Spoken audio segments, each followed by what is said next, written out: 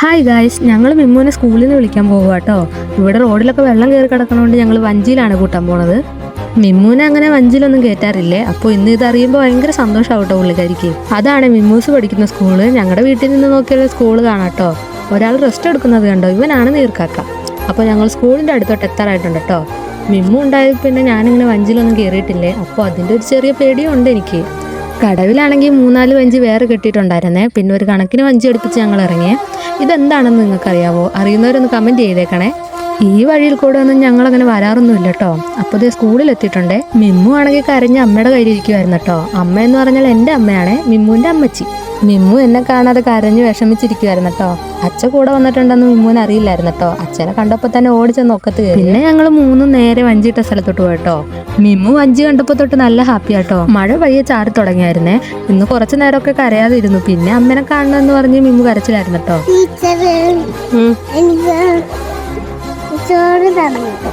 പിന്നെ